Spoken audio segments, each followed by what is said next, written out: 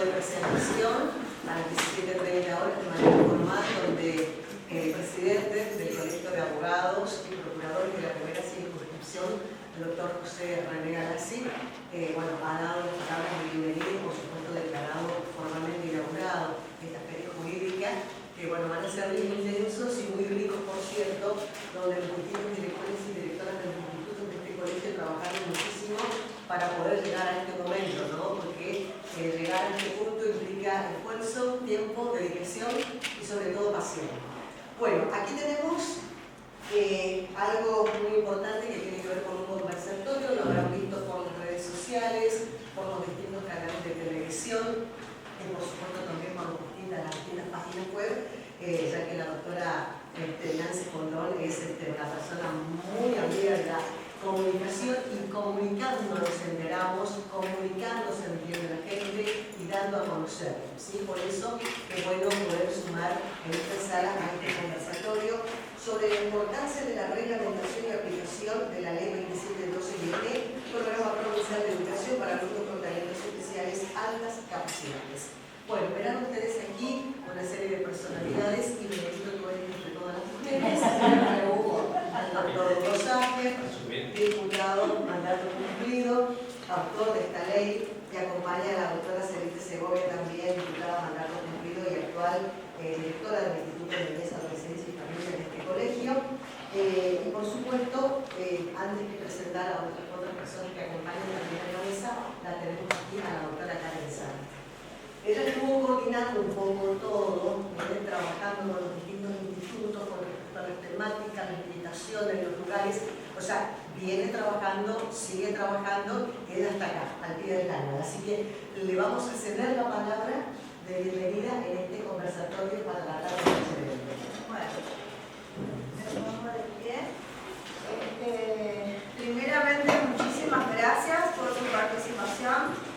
Como dijo Marisa, la verdad que esto lo venimos preparando hace bastante tiempo, y son espacios que la verdad que nosotros como colegios de abogados somos auxiliares de justicia, pero a la vez somos el nexo, ¿no?, entre la justicia y ustedes, el justiciable y la sociedad completa. Entonces creo que nosotros de cierta manera, si bien es un espacio para enriquecerse a los colegas, porque tratamos distintas normativas y demás, también para toda la sociedad, para que pueda entender un poquito de determinados temas. Abarcamos todos los fueros. En esta oportunidad le toca a la doctora Nancy Condón con este instituto que se creó este año, Neurodivergencia. Así que desde lugar muy agradecida por la participación, la doctora Celeste Segovia, que también es directora del Instituto de Niñez, Adolescencia y Familia. Así que tenemos más de 14 institutos en el Colegio de Abogados de distintas ramas, penal, laboral, constitucional. Así que cada uno va a dar algo de lo que pueden nutrirse ustedes, y ojalá sea de provecho, de edificación esta charla que van a dar, que también con mucho esfuerzo lo prepararon. Gracias, doctor, por participar, gracias a todo el panel. Y bueno, bienvenidos y disfruten de este momento. Muchísimas gracias.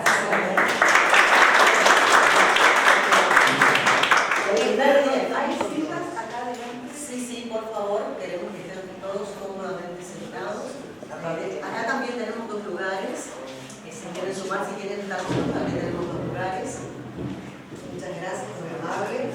Bueno, en la mesa tenemos a Cele, cuando yo le digo Cele, pero en realidad se llama María Celeste Roldán. Yo le digo Cele porque la conozco ya de otro ámbito universitario específicamente.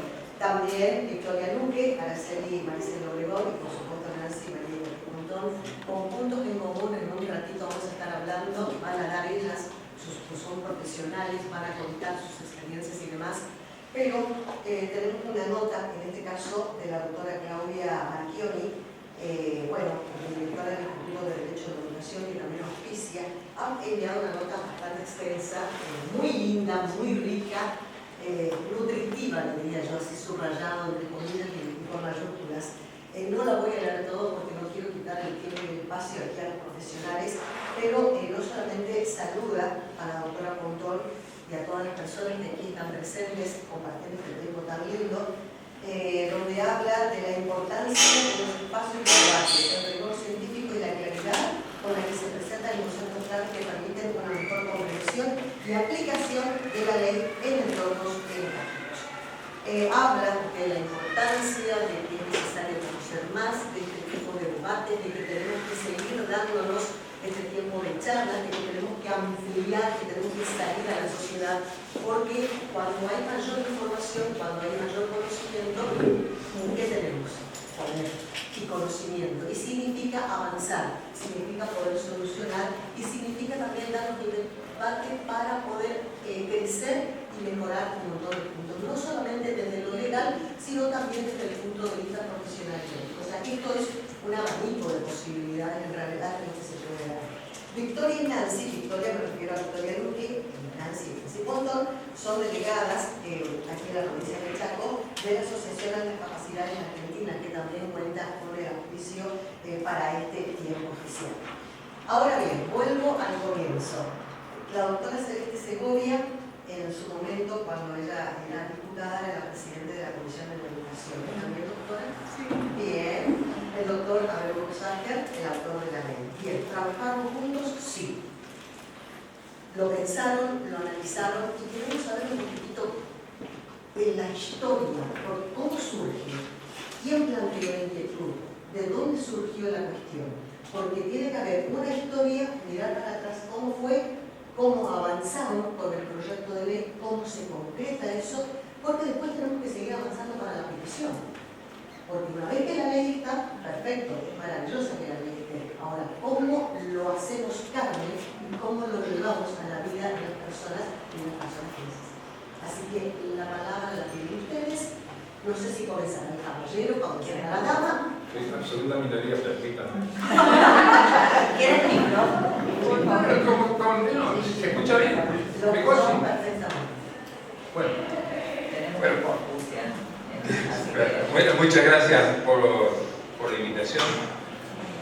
Contento por varios motivos, pero uno de ellos es que esta es la segunda vez que participo de encuentro convocado por estas personas tan interesadas en que esto se difunda, y veo un notable aumento de personas interesadas y presentes, y eso a uno lo estimula a pensar, digamos, de que lo que se realizó en términos legislativos debe tener continuidad, que es precisamente la aplicación de la ley en términos reales.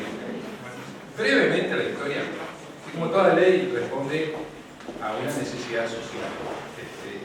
En mi caso, yo inicié al revés, planteé esto a nivel nacional, allá por el año 98, después de haber tenido una situación difícil, trágica, aquí en la provincia de Chaco, con una adolescente que no pasaba a ser, si no hubiéramos investigado un poquito, no hubiera dejado de ser una persona más que se fue de este mundo, pero en realidad la forma que eligió y el momento y de dónde y el por qué hizo que me interesara en esto, y en realidad me di cuenta de que había una gran dosis de incomprensión social por la actitud de esta joven, que era una adolescente, que era del campo y que iba a una escuela de la ciudad, sin identificar el campo ni la ciudad. Y que al ir al aula, digamos, presentaba características diferentes al resto de los alumnos. Entonces, en 5 o 10 minutos, esta joven resolvía lo que tenía que resolver, y el resto de los 30 o 35 minutos pasaba a ser, entre comillas, casi una molestia para el resto del curso. Entonces, la escuela, entre comillas, voy a usar mucho el entrecomillado normal, convocando a los padres, les daba su preocupación por la actitud de esa joven para con el resto de sus compañeros.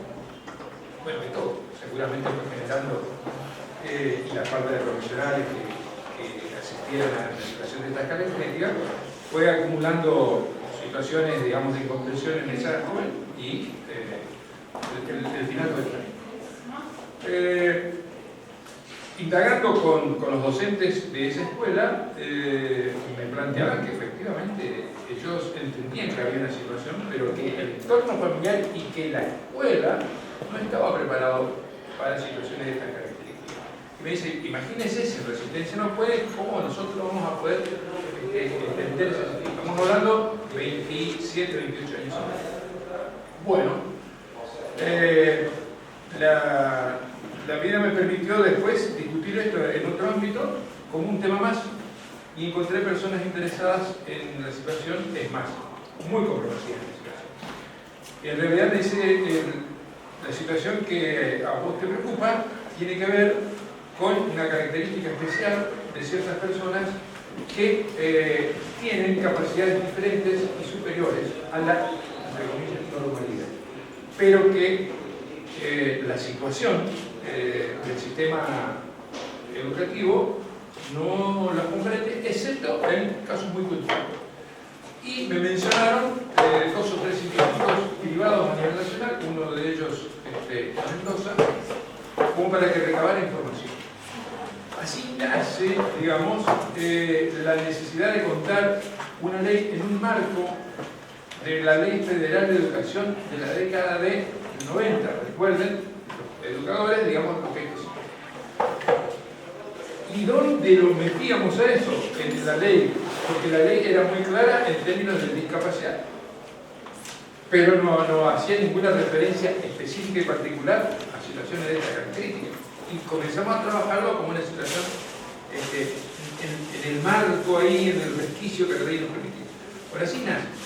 Lo discutimos a nivel nacional, lo discutimos en varios lugares, en varias provincias, la verdad que mucha participación, mucho interés porque desde el Estado por primera vez se estaba tomando una decisión en ese sentido. Obtuvimos la media sanción y vino la Argentina de 2001. Entonces las prioridades pasaron a ser otras, la cuestión legislativa quedó ahí dormida y en lo particular yo vine a desempeñar otras tareas, digamos, en mi localidad, en Puerto Tirón.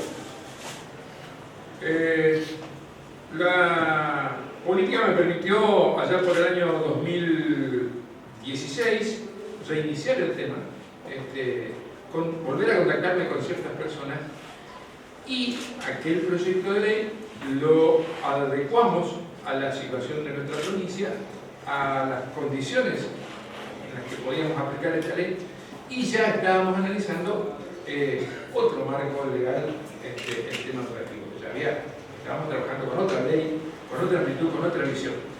Entonces, ahí surgió la ley. Lo que buscábamos es que el sistema educativo, primero, defina claramente esta situación y, al mismo tiempo, incluya a esos jóvenes en el sistema educativo, comprenda la situación y los elementos con los que contaba el sistema educativo provincial, más lo que le podía aportar, por ejemplo, el Ministerio de Salud u otra área, podía conformar un equipo interdisciplinario que permitiera la detección de la situación de las personas y el acompañamiento a los docentes. Así nace esta ley. Efectivamente, quien me acompaña está en la presidencia de la Comisión de Educación y se discutió muchísimo porque precisamente el sistema educativo es como que no encontraba el eje, digamos, por el cual se tenía que conducir para que esos jóvenes, digamos, esos niños, esos alumnos, digamos, además de ser incluidos, sean potenciados, digamos, en lo que ellos se destacaban. Digamos, lo más lógico, muchas veces, habíamos visto, o por lo menos eso es lo que me transmitían, que la inclusión terminaba nivelando, pero nivelaba en muchos casos para abajo. Entonces, el desafío era incluir y potenciar las capacidades de esos. Bueno, en síntesis es eso, la ley es bastante más, pero por ahí es un poco engorroso explicarla, pero quería contar esto, digamos. Nace en una situación especial, particular, se discute a nivel nacional y después lo venimos a discutir acá. Y vaya que tardamos, tengo todos los antecedentes de las discusiones, se tardó mucho, se recompusieron frases, se analizaron conceptos hasta que encontramos qué es la ley que tenemos. No es la mejor ley, es la ley posible que salga. Ahora, creo que la ley que tenemos da el margen más que suficiente como para poder ponerle límites. Y yo creo que en eso, por eso valoro mucho el trabajo de ustedes, porque además de ser apasionadas por el tema, la vuelven a poner en el tapete. A las autoridades educativas las estimulan a que trabajen sobre esto, y yo soy optimista, digamos, de que en no mucho tiempo vamos a tener una ley en funcionamiento. Sencillamente eso es lo que pretendíamos, lo que buscábamos, y en lo particular ver a todos ustedes interesados en el tema, la verdad que nos pone muy contentos, porque esta ley se discutió en Cuba, digamos, en un congreso de capacidades diferentes en Cuba, y paradójicamente me encontré con 2 o 3 personas que fueron desde el Chaco, nos encontramos allá, y iban a discutir temas de discapacidad, o capacidad diferente, en función también semántica, pero en definitiva el objeto es la persona, porque muchos países están interesados en que exista una normativa general, es decir, no obviamente respetando la idiosincrasia del país, de las provincias, pero es un tema que hoy, aquí los especialistas nos indicarán, pero están entre el 5 y el 10 o el 12% de la población. Se avanzó mucho en la detección, se avanzó mucho en ayudar a la familia, y creo que eso permitió ir con una conciencia de importancia que tiene. Así que poder discutirlo nuevamente en el Chaco y en el ámbito de una universidad pública es sumamente valioso. Así que bueno, después seguimos. Un poco es eso.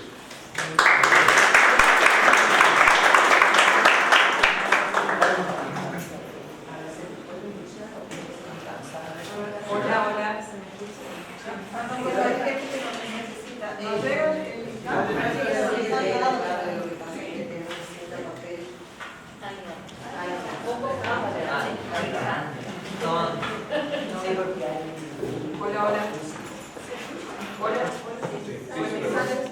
Bueno, muy buenas tardes a todos y a todas. Muchísimas gracias por esta invitación.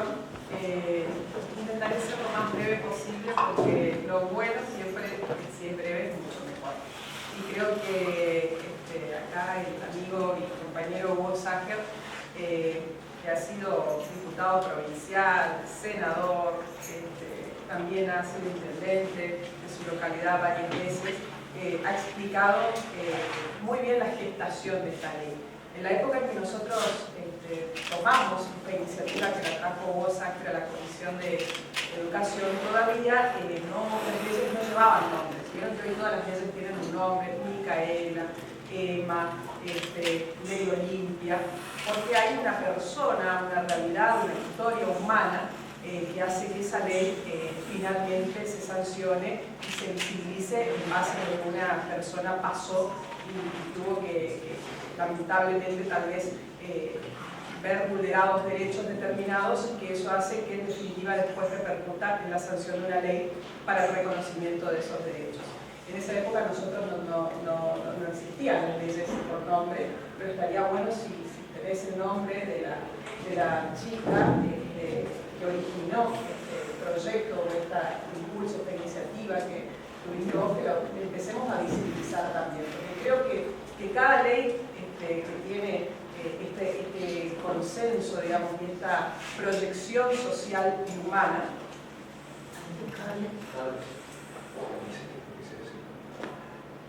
se usa con cable. Es el volumen. ¿Pero se escucha o no? Sí. Yo soy bastante gritona. cada ley que tiene una proyección social, un impacto social y humano, como esta, siempre tiene una historia de vida atrás, que a veces es muy trágica, digamos muy sensible, y entonces es necesario tomar conciencia y visibilizar. Muchas veces las personas neurodivergentes y en este caso las personas con altas capacidades o talentos determinados en áreas determinadas como lo intelectual, como lo socioemocional, lo físico, lo psicofísico, las distintas inteligencias que tenemos los seres humanos, como decía Gardner, y que estas personas con esas potencialidades tienen desarrolladas más que la media, más que la media de todos de la población, muchas veces tienen que verse retraídos, invisibilizados.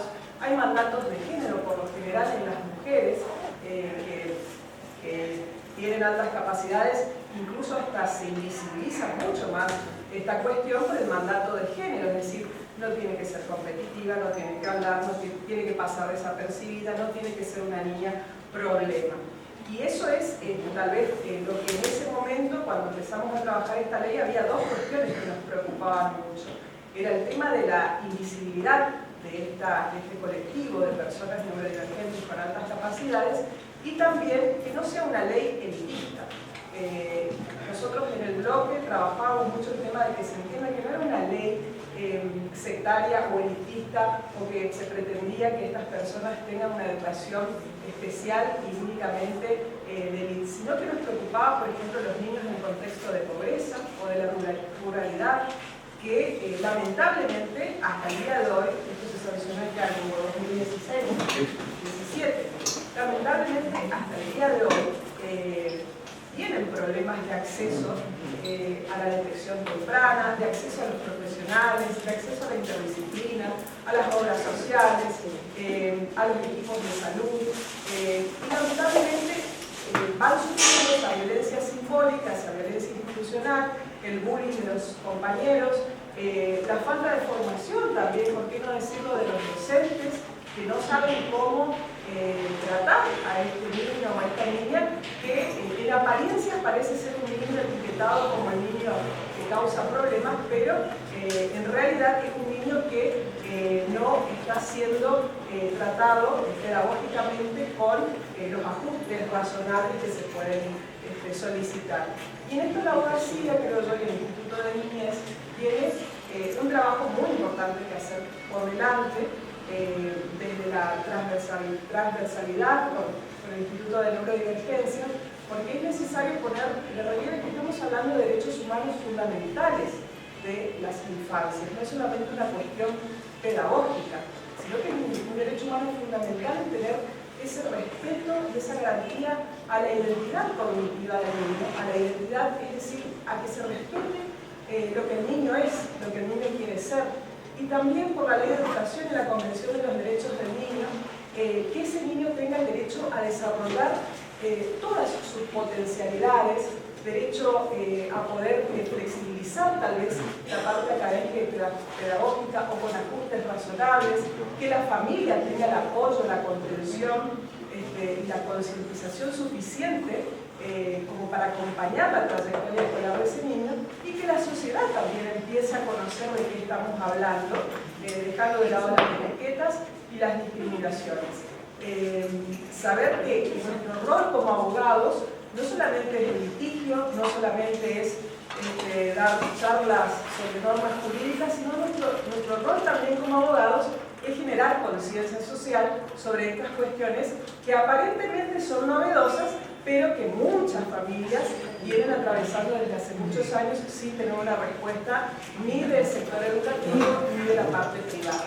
Entonces, bueno, celebro que hoy estemos nuevamente hablando de este tema, que se esté poniendo en la agenda la neurodivergencia y el derecho, que se esté poniendo en la agenda las altas capacidades y que no se confundan con que son niños genios, sino por el contrario, tal vez atraviesan muchos sufrimientos en esa trayectoria escolar y en ese desarrollo de la vida por ser a veces muy incomprendidos. Y eso es lo que tenemos que revertir nosotros y tenemos que trabajar para que no sea una ley de élite, sino trabajar para los niños en contexto de pobreza, que también tienen derecho a la detección temprana de de esta neurodivergencia, que tienen derecho al apoyo de la interdisciplina para desarrollarse y potenciarse, y también trabajar, por supuesto, todo lo que tiene que ver con la visibilización y reglamentación de esta ley para que la política pública se haga concreta y operativa, y no simplemente que quede en un mandato o en una promesa legislativa. Así que muchísimas gracias. Les doy la palabra a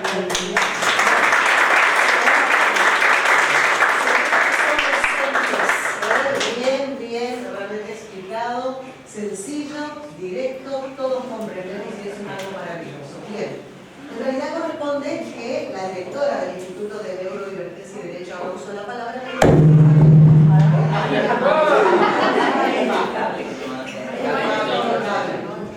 pero sabemos que Araceli Maricelo Obregón tiene que irse, está con una cuestión de horario. ¿De qué trabajo? A ver, ya vamos a corregir eso.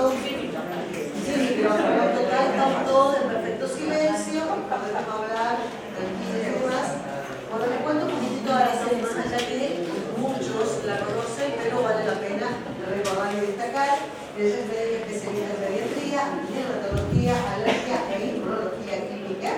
Trabaja como personal de planta en el Ministerio de Salud, campeona chaqueña y argentina de ciclismo, ex capitana de seleccionados de cadete de sexto modo. Es mamá de todo hijo, capaz que quizás yo digo eso y ahí es el Araceli, tenés el tiempo para ti, así que queremos escuchar. Bienvenida. ¿Cómo están? Buenas tardes a todos y gracias por participar. Bueno, a mí me toca explicar un poco de la parte médica qué significa neurotípicos o neurodivergentes. Bueno, neurotípico para la neurología es todo lo que es más común, el común denominador. Y los neurodivergentes es todo lo que no están en ese grupo y que piensan diferente. No es una enfermedad, no es un trastorno, porque he escuchado a directores de escuelas decir que es un trastorno, así que no, están confundidos, es simplemente una manera diferente de ver las cosas, o hay un dicho que dice que diferentes caminos conducen a Roma, básicamente es eso. Algunos son más cortos para nosotros que el común denominador y otros suelen ser más largos. Cuando digo eso, créanme que a veces se torna muy difícil. Acá el mensaje decía algo que me gustó y que decía que hay que trabajar con la familia. Yo tenía preparado algo para comentar y describir, pero creo que se va a tornar un poco, se va a entender mejor si vamos por ahí. Él decía que hay que trabajar con la familia. Yo creo que esto se trata de aprender y de comprender. Nosotros como sociedad tenemos que lograr que la gente comprenda y aprenda de él. Esa es la manera de que nosotros nos vamos a sentir ayudados con los chicos más chicos, porque yo ya tengo una vida hecha, estoy más grande. Es más, creo que yo me comporto más de forma neurotípica que yo tengo autismo. Antes se llamaba Asperger, ahora eso se dejó y se va regulando y básicamente siempre voy a tener lo mismo, pero bueno, lo van a decir soy diferente o neurodivergente y ellos van a ir encasillando con la manera que está bien de ver cómo nos ayudan, porque existe grado 1, grado 2 y grado 3 en este momento, y eso básicamente dice de la necesidad que nosotros tenemos de la ayuda de la parte externa. O sea, el tipo 1 se comporta, ustedes van a ver una persona normal, porque yo creo que si voy, todo el mundo piensa que soy bastante dentro de los denominados, que no se te nota, que es odioso decir eso, o común, o normal, esas palabras son un poco complicadas para nosotros, a mí no me gusta, pero bueno, te ven normal. Y para comportarte normal, o para mirar a alguien, o para estar parada en un lugar y tolerar eso, o las luces, o los ruidos, a veces uno tiene que trabajar y hacer el esfuerzo. Yo siempre digo que las personas gastan a ver, como decir, 100 kilómetros para llegar a un lugar, y a mí a veces me cuesta 100.000 kilómetros, 10.000 kilómetros. Entonces, a veces yo digo, riéndome, que me canso de mí misma. Pero bueno, es básicamente para que ustedes lo entiendan, porque no encontrarse el momento de irte un momento afuera como para bajar. Si te gusta algo mucho, es como que hacer una explosión, y cuando vos te das cuenta, estás cansando a la persona que está al lado, quizás se comporta como una criatura, o qué le pasa a esta persona. Entonces, es todo el tiempo intentar ser lo más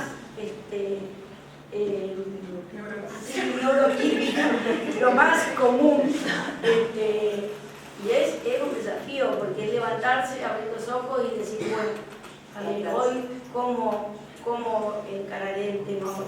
Y a la noche, cuando te acostás, que las personas no quieren mirar tele, por ejemplo, hablo por mí, ¿no? O no quieren estímulos, yo necesito entrar en algo que me interese, en un programa, en una lectura, en un libro, pantallas, para que eso me baje, porque si no, no logro dormir. Entonces, a veces el aparentar es lo que cansa.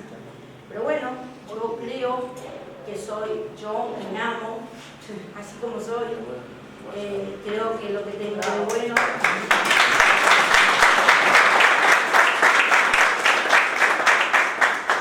Creo que tengo muchos valores. Está bueno que hayan puesto eso del ciclismo, me dio un poco de vergüenza. No tengo vergüenza normalmente, pero me dio una cosita.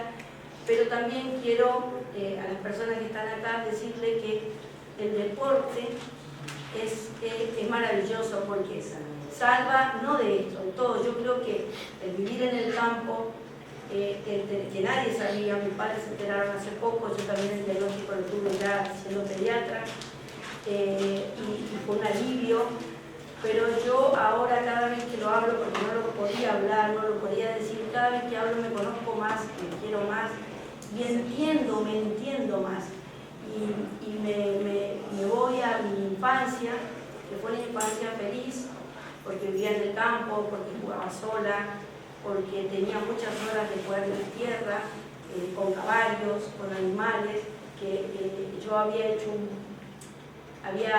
un programa que se aprobó en la legislatura, de zooterapia, porque eso es lo que ayuda.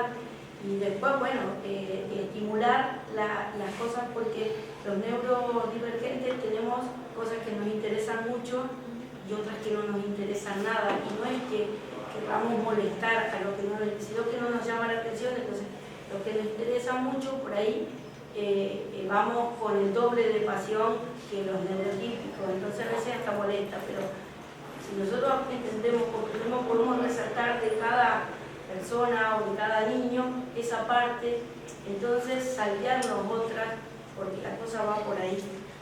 Y el deporte, la ayuda de los familiares, o sea, de la sociedad entera, en comprender y en aprender qué significa eso, yo creo que es lo que nos va a ayudar a todos. Muchas gracias.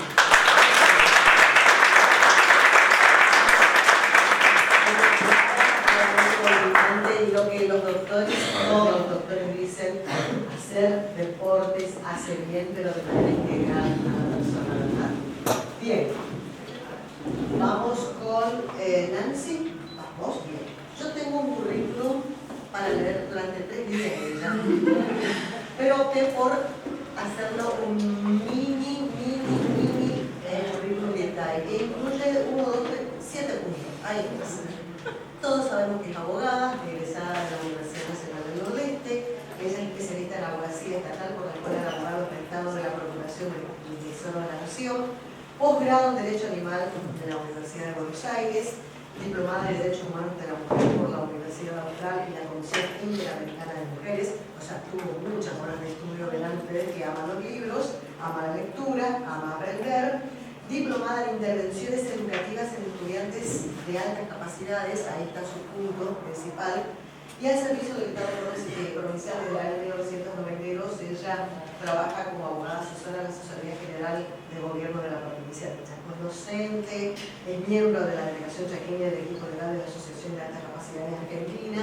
Tiene un currículum muy largo, que si yo me pongo a leer todo el currículum de ella, vamos a estar 3 días y seguir acá. Creo que lo rico, y vuelvo a la palabra lo crítico, es escucharla a ella. ¿Están de acuerdo? ¿Estamos de acuerdo? Vamos, Nancy. Bueno, la verdad que yo no creo que sea tan extraordinaria como me está vendiendo, digamos, pero muchas gracias. A mí lo que más feliz me pone es verlos a ustedes aquí hoy, porque esto del instituto es algo que nació en mi corazón después de que yo también recibí mi diagnóstico como neurodivergente. ¿Sí? Acá, las mujeres que estamos, salvo uno que por ahí no se reconoce todavía, somos todas mujeres neurodivergentes. Y hay alguien que preguntó por qué todas mujeres neurodivergentes.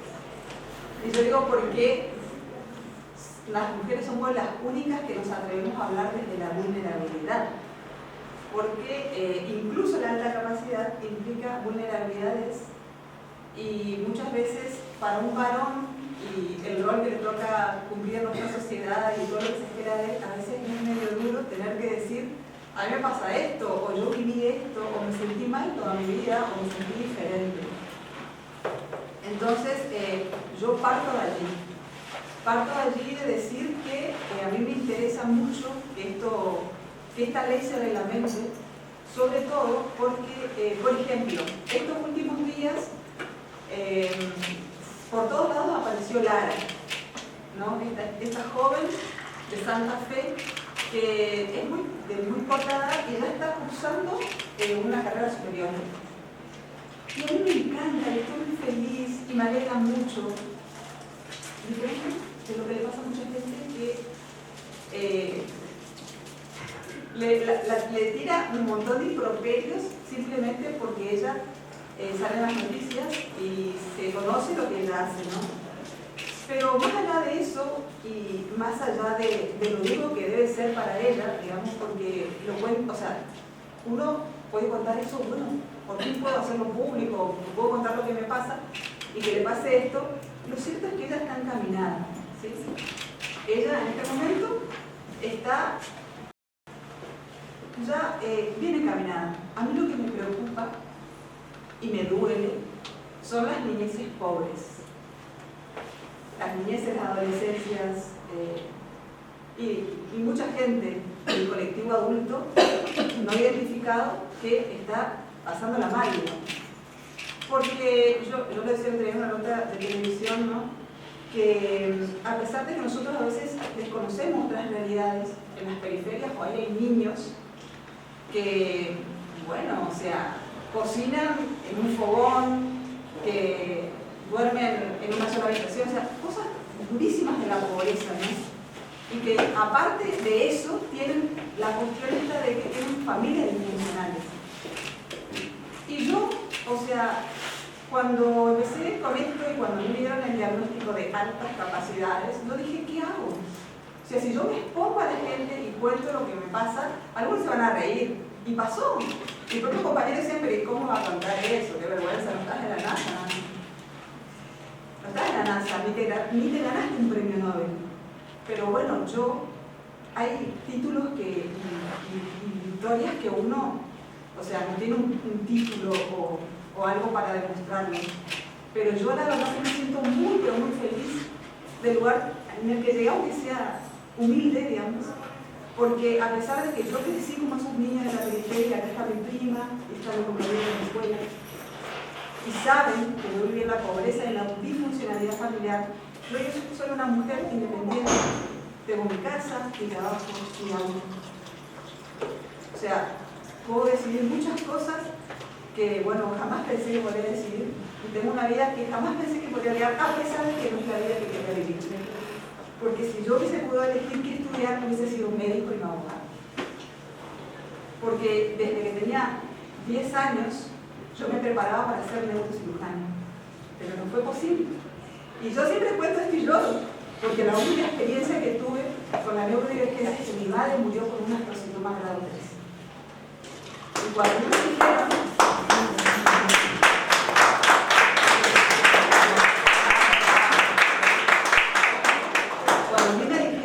que mi mamá tenía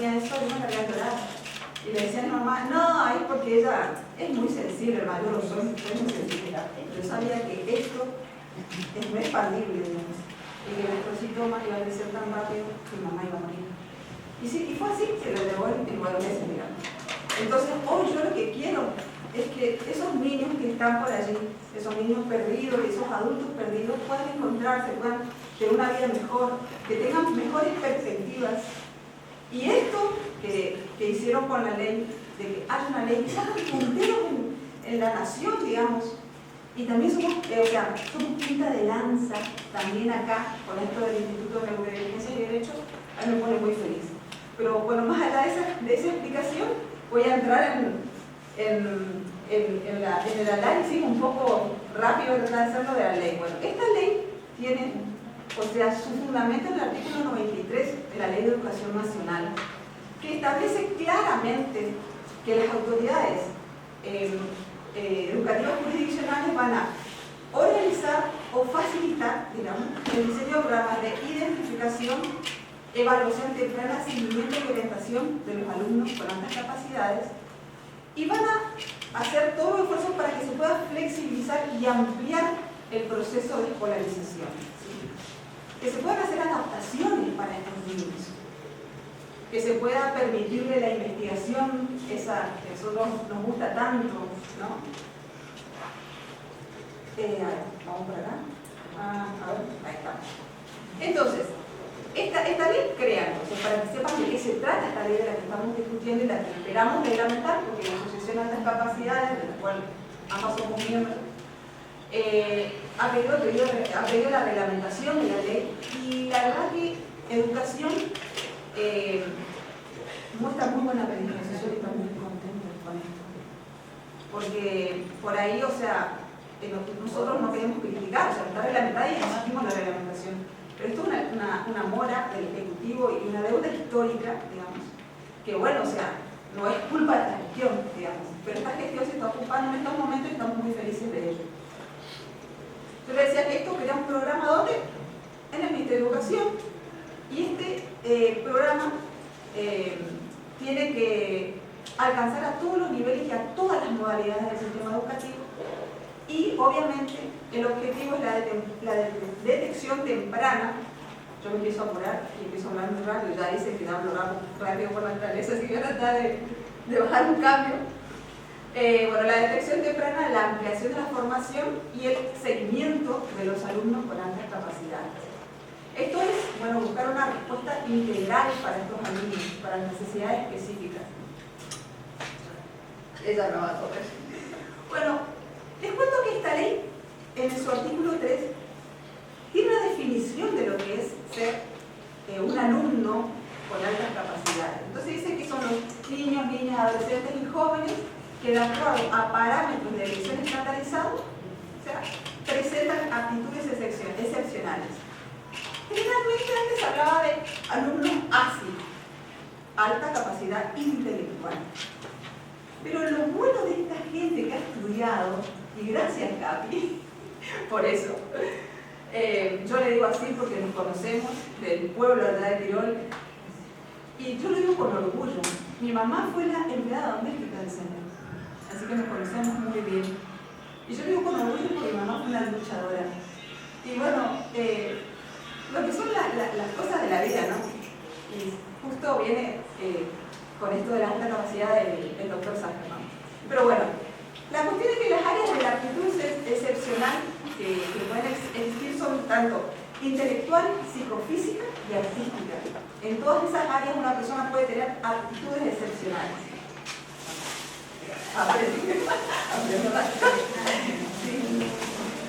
Le vamos a dar una aplauso a la doctora porque tiene que retirarse de su lugar.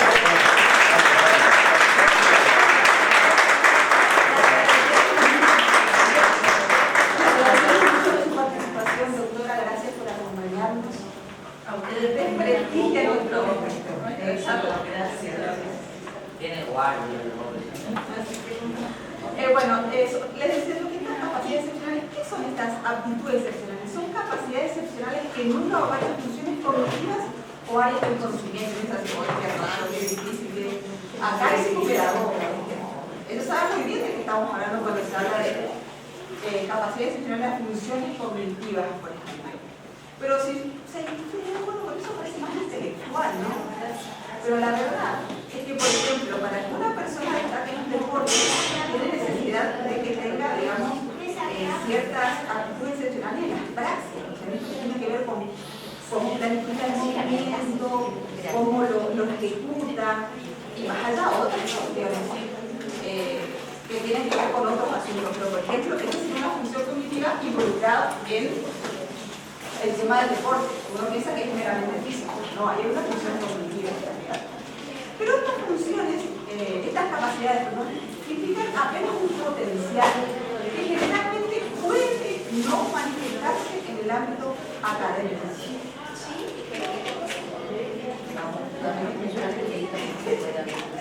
De todas maneras, yo voy a hacer una aclaración. La ley habla de talentos especiales o altas capacidades.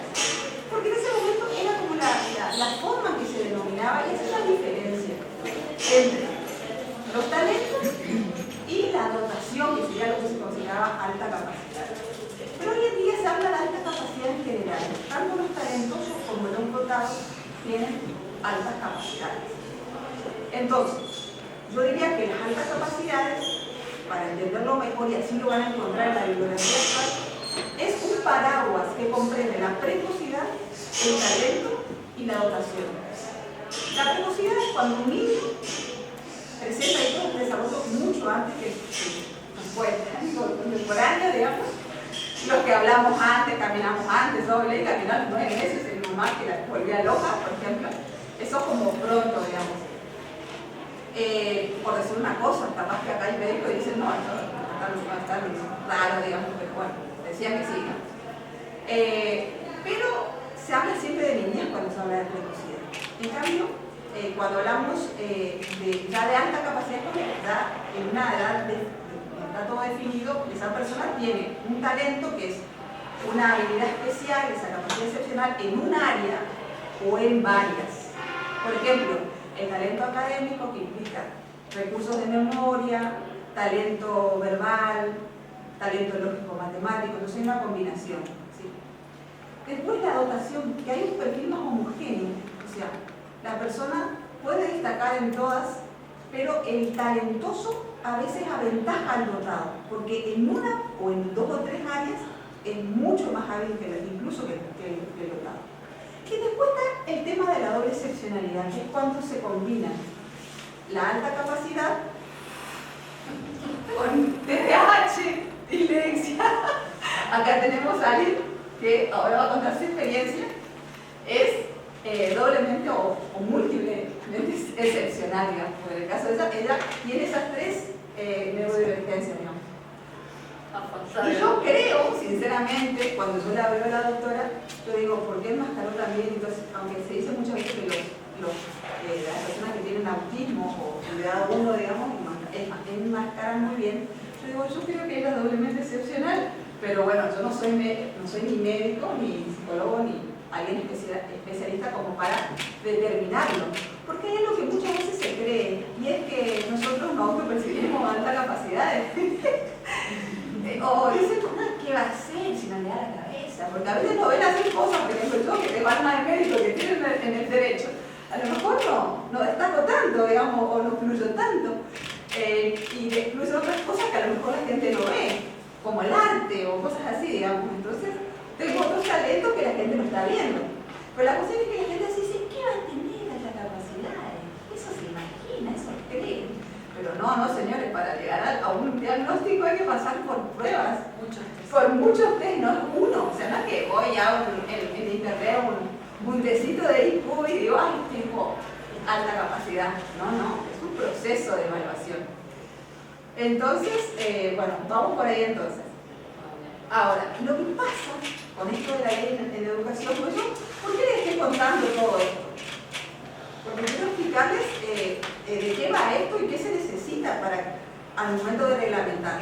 La ley establece determinadas cosas, pero ¿qué necesitamos para que estos niños puedan desarrollar su máximo potencial? Realmente, si tienen un club, ¿qué necesitan? Tienen todo, o sea, ¿por qué? Porque eso ahí entra a jugar un mito, que es que la persona solamente tiene ventajas y que no está asociada a desafíos, pero en realidad existen muchos. Y El mayor desafío lo define muy bien Janssen Fakin, que es una psicóloga que ha escrito sobre altas capacidades, que ella dice, y les voy a leer, dice, ser altas capacidades no es una oportunidad insolente, ni una bendición de los dioses, ni de un privilegiado, ni un envidiable exceso de inteligencia. Se trata de una personalidad singular, con múltiples recursos intelectuales y afectivos, cuyo potencial solo podrá encuadrarse como una fuerza positiva en el conjunto de la personalidad si y solo si ese potencial es conocido, comprendido y reconocido. Eso por un lado. Pero bueno, más allá de que el no ser visibilizado sea una gran dificultad, y esto de la singularidad no comprendida muchas veces llega a que las personas no desarrollen su potencial, hay otra cosa que es mucho más, digamos, importante, por lo menos desde mi visión, que es esto. Ella también lo dice. Ser superdotado combina, ahí está usando el término superdotado que ya no se usa, ahora se habla de dotación. Y ahí no comprendería el talento, pero muchos talentosos tienen esta característica. Y se combina un alto nivel de recursos intelectuales, una inmensa capacidad de comprensión, de análisis y de memorización, junto con una sensibilidad, una emotividad, una receptividad afectiva, una percepción del cinco sentidos y una clarividencia cuya amplitud, intensidad invaden el ámbito del pensamiento. ¿Qué quiere decir esto? Que a nosotros los sentidos y las emociones que sentimos tan intensamente nos fueron muy importantes. Y que incluso en el aula, un niño puede sentirse muy cómodo. Exactamente, esa es la palabra, abrumado. Y acá voy con algo para que lo entiendan mejor, porque bueno, yo digo, siento más intensamente las emociones, bueno, por ahí esa es una idea. Pero si yo digo, siento más intensamente los sentidos, bueno, a lo mejor, ¿qué me está queriendo decir? Y ahí viene lo que se conoce como la sobreexcitabilidad de Doppler. Les cuento, en mi caso particular, o sea, la gente a veces tiene dos sobreexcitabilidades, yo tengo dos.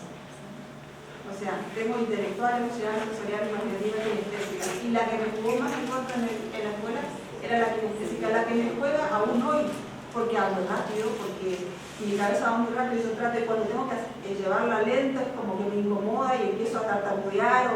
Para la atención también. Para la atención, pero el movimiento. A mí me dicen, no puedes moverte así, o sea, no, ¿por qué te quedas quieta? ¿Por qué no pareces profesional? Porque pero o sea, no solo limitas. Es algo que nosotros no podemos regular, es más, o sea, necesitamos el movimiento para regularnos, porque sentimos tanto, percibimos tanto, que de alguna manera tenemos que hacerlo para regular. ¿Cómo yo hago para estar sentado? Yo trabajo en el Estado, 6 horas sentado, cosas que para mí es un suplicio. Yo soy de las que me levanto hoy. ¿Por qué? Porque en el Estado, por ejemplo, no se tienen en cuenta estas cuestiones. Yo fiscalizo sumarios, soy la que fiscaliza el sumario de todas las denuncias. Mis compañeros hacen sumarios, los fiscalizo. ¿Saben la cantidad de gente que nosotros cesanteamos por inasistencias? Y yo me pregunto, ¿cuántos neurodivergentes ¿cuántas personas que se cansaron de estar sentadas, que se cansaron de cumplir horarios, que no aguantan? Nosotros hablamos, yo con Maricel. Solo necesitamos estar en acción, movernos, hacer cosas, por esa sobreexcitabilidad kinestésica. Y bueno, las otras más o menos ahora he estado mirando un poquito. La intelectual es obvia, la emocional es más fácil de descubrir, como les dije. La sensorial, las luces, los sonidos. Yo cuando... La selectividad alimentaria, hay mucho trastorno de la alimentación. Yo cuando recibí mi diagnóstico, pude por fin decir, hay una razón por la que yo tengo esa sensibilidad. Porque a mí se me decían que la caprichosa, histérica, malareada, todo lo que ustedes pueden imaginarse, me lo decían. Nada, parece siempre era retarme desde que era niña, por el tema de que a mí me incomodaba la luz. Esta luz, por ejemplo, ¿te acuerdas del código de edificación? También, pero a mí me incomodan los sonidos. A mí casi recién como que fue una explosión para mí, digamos, o sea, y muchos me dicen, ¿y cómo ahora recién vos sabés que? No, yo siempre lo sentí, pero cada vez que lo decía, me retaba. Entonces yo aprendí a callarlo. Entonces hoy me siento como, en cierta medida, autorizada a decir, me pasa esto, le pasa a muchos, y hay que hacer algo al respecto, digamos. Hacer balance tu derecho. Para eso estoy vos. Bueno, entonces, si vamos para empezar a desarrollar un poco más lo legal, ¿cuáles son las vulnerabilidades del alumnado? Desde chicos perciben auto-percepción de diferencia. Yo siempre me sentí diferente. Ahí está mi compañero, que yo siempre como que me autoaíslo, pero no porque yo no los quiera al resto, sino porque mis intereses son distintos. O sea, desde chiquita, o sea, yo me iba a contar, yo me memoricé todas las poesías de Becker, por ejemplo, porque además amo la poesía, la literatura. Tenía, digamos, inquietudes de lo trascendente, me preguntaba cosas, o sea, cosas que hoy yo sé que son cuestiones teológicas que los debaten los grandes teólogos. Entonces yo digo, o sea, ¿qué iba a hablar con mi compañero? O sea, era lógico que yo me autoaislara. Uno se perdona cuando recibe ese diagnóstico también. Porque uno siempre se sintió diferente, extraño, raro. Entonces, bueno, cuando pasa esto, como la gente no sabe, te trata en base a prejuicios, te trata en base a mitos. Y vos, hoy por ejemplo, yo digo, tengo altas capacidades, y mi compañera dice, ¿qué haces? Si esta es normal, normalita, con todo nomás. O sea, no está en la NASA. Entonces viene el bullying también, aún cuando somos adultos, ¿no? Bueno, las dificultades en el sistema escolar, ¿por qué? Y en el de salud, porque no están preparados los profesionales, porque esto es algo que se conoce desde hace mucho, pero se viene recién, digamos, como tomando en cuenta, y en las currículas no están. O sea, no aparece, muchas veces hay que hacer una especialización o algo así, ¿no? Y bueno, y otra de las cuestiones es que estos alumnos son muchas veces penalizados en el sistema escolar, porque bueno, solo se pueden quedar quietos y demás, pero eso tiene que ver con el desarrollo de comorbilidades también, por ejemplo la ansiedad. Muchos, como contaba el doctor Sánchez, llegan a la depresión y el suicidio. Hay gente que se suicida por sentirse tan diferente, por sentirse tan incomprendida. Y el tema de las dificultades relacionales que viene más bien por esto que yo les digo, no porque uno sea antisocial, sino porque por ahí le cuesta poder compartir lo que siente, lo que piensa, lo que está estudiando. Eso. Compartir los propios intereses. Exactamente. Entonces, ¿cómo ayudamos? Bueno, con información y formación de las personas que tienen que atender en lo educativo, en lo de salud, con un marco normativo apropiado, que nosotros tenemos ese marco, y eso es lo que quiero resaltar, esa ley existe. ¿Sí?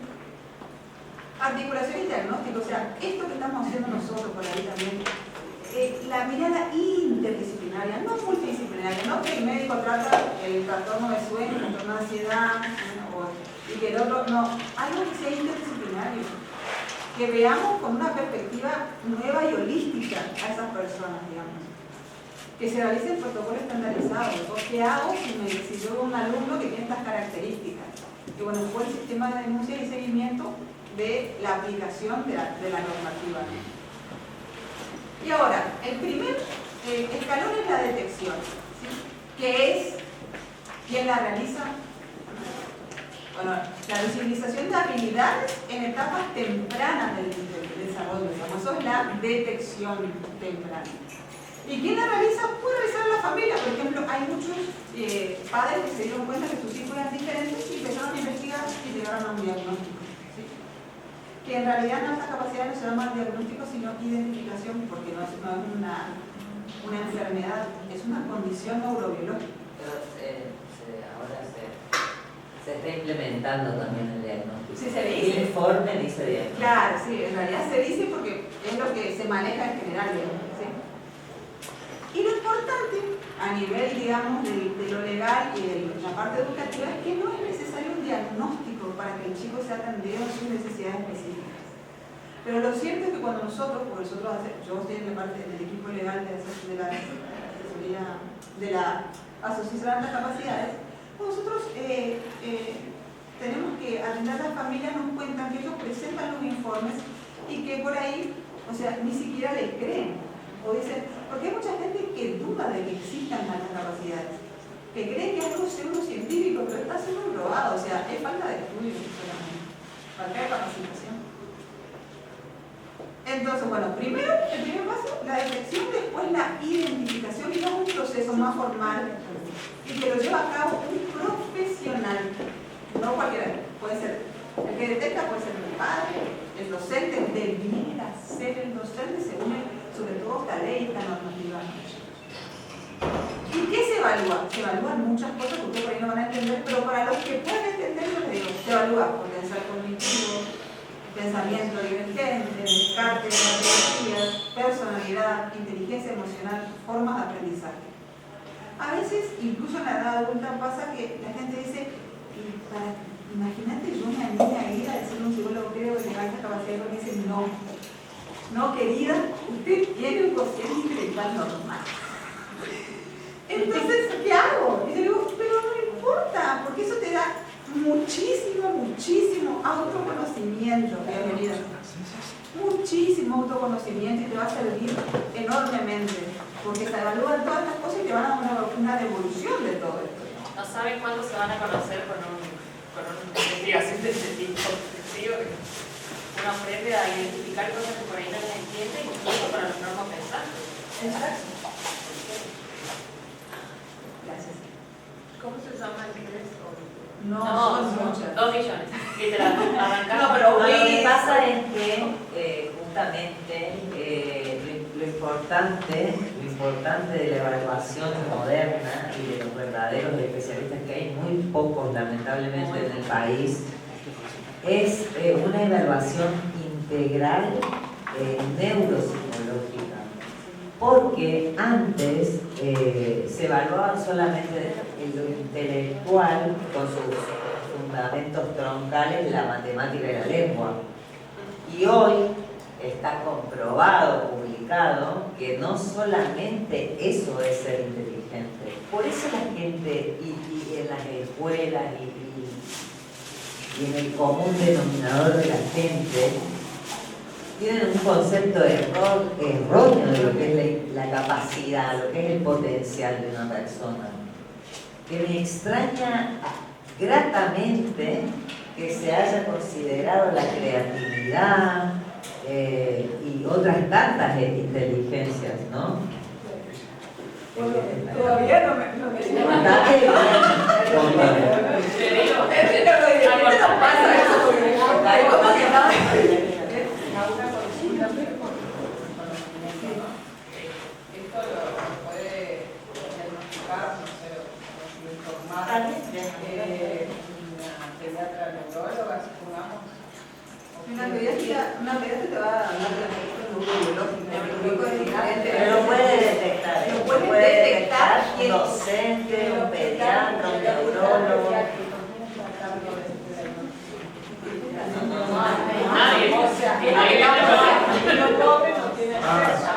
Exactamente, es lo que decimos, por eso yo le decía, a mí me preocupan los niños pobres, los que tienen esa dificultad que yo tenía cuando era chica. Yo, por ejemplo, a la escuela iba, pero porque mi familia era tan disfuncional que yo quería estar en la escuela, estar en mi casa, pero a mí me aburría muchísimo en la escuela. Yo estaba de cuerpo presente, algo cachaba, lo primero era chao, hacía bonito, ya me quedaba. Después, ¿sabes cómo me pasó llegar a la universidad sin método de estudio? ¿No sabía estudiar? ¿Por qué? Porque nunca me había estudiado, si era, me memorizaba un ratito, me aprendía las cosas rápido, y saben, así todo me sacaba premios. O sea, no fui no sé si la mejor alumna, porque no llegué a, o sea, yo no portaba la bandera en ese momento porque era testigo de Jehová. Pero la cuestión es que lo cierto es que yo me ganaba premios de Unitán. ¿Conocen Unitán, la fábrica? Bueno, ellos tenían un premio que era el mejor promedio, el alumno mejor promedio, y yo me lo saqué muchas veces. Así estando de cuerpo presente, digamos. Pero por eso, lo importante es que las personas, y eso es lo que se intenta dar con la ley, es que las personas puedan no solamente acceder a la educación, sino que tengan logros, que participen, porque esa es la verdadera inclusión, digamos. Bueno, vamos a avanzar. Bueno, ¿para qué se evalúa? Para hacer intervenciones tanto a nivel educativo, emocional y social. Por eso la ley habla de que uno de los principales roles del Ministerio de Educación es, digamos, conseguir datos e información respecto de la problemática a nivel tanto digamos, educativo como socioemocional. Porque es lo que nosotros le decíamos, con todas esas sensaciones y esa intensidad con la que uno siente, o sea, uno desarrolla un montón de... Está lo que se llama la desintegración positiva de la propia, o sea, siempre estamos en crisis, porque siempre estamos como cuestionando cosas y aprendiendo algo nuevo que nos lleva a un nivel más alto, pero eso es dolorosísimo, es lo que mucha gente no quiere enfrentar y muchas veces nosotros por eso elegimos mucho la soledad, el estar solos, porque hay momentos en que necesitamos hacer esa desintegración positiva. Bueno, ¿qué se necesita para la detección? Y ahí vamos a lo que va diciendo la ley, porque se me hace que se está haciendo muy largo. ¿Sí? El sistema de identificación necesita en primer lugar que el docente vea la alta capacidad. ¿Y cómo eso? A través de capacitaciones. Tiene que capacitarse al cuerpo docente y el docente debe observar y aplicar test de screening. O sea, la parte médica, creo que acá puede haber médicos, no sé, es más fácil. O sea, hay un listado, por ejemplo, que te permite descartar, por decirlo, o sea, yo lo voy a explicar en forma sencilla, por favor, si me equivoco, ténganme piedad. Uno va tachando como, esto va, sí, esto lo tirando. De este listado, cuando se tiene esto, este puede tener necesidad de ser sometido a una prueba más profunda. Entonces, ese sería el test del screening del docente. Le dan un listado, le dicen más o menos cómo se ve la alta capacidad. Entonces, este nenito puede tener, no es solamente el nenito terrible, este nenito puede tener la capacidad. Entonces, ahí lo someten a la evaluación. Si hay posibilidades, que es lo que nosotros queremos lograr, que haya un equipo interdisciplinario que evalúe. A veces nos dicen, no, pero no hay plata. En el Mitre ahora hay toda una crisis por el tema de la plata. Sí, pero hay gente que no está siendo optimizada en otros lugares. Hay mucha gente que a lo mejor está en otro ministerio que quiere trabajar en ese. En el Estado existe la inscripción y la transferencia. Formemos un equipo con lo que hay. Busquemos a ver quién quiere dedicarse a eso. ¿A quién le interesaría estudiar esto? ¿A quién le interesaría especializarse en esto? Y démosle para adelante, pero no me digan no tenemos plata. O sea, yo entiendo que existen, digamos, bueno, no voy a hablar la parte. Ustedes saben a qué me refiero. Sí, bueno, sí. Bueno, entonces viene el registro, el seguimiento y a ver, como yo dije, el principal rol del Ministerio de Educación, informar a la comunidad, de la comunidad educativa en particular, y estas son las claves de lo que se establecen para el Ministerio. Recopilación de información, campañas de concientización, la generación de políticas educativas individuales que no van a ser únicas, y esto lo va a decir ahora, lo va a explicar bien Vicky. Asesoramiento, y acá viene lo importante. La ley en el artículo 5, inciso F, dice que ese asesoramiento para las familias y para los niños, o adolescentes o jóvenes, o quien lo requiera, va a ser con el acompañamiento del Ministerio de Salud. ¿Sí? La coordinación interinstitucional establece la posibilidad de generar, por ejemplo, sinergia con entidades que ya tengan una trayectoria en la temática. Y eso tiene que ser difundido, porque a veces están los recursos como los derechos. Está el derecho que se sabe ejercer. También pasa con los recursos que se otorga el Estado. A veces está el recurso y la gente no sabe que puede recurrir para él. Bueno, reglamentar es urgente. No le voy a seguir hablando de esto porque si no me van a matar. Ya dije un poco esto, y así que la ley es indispensable que se reglamente.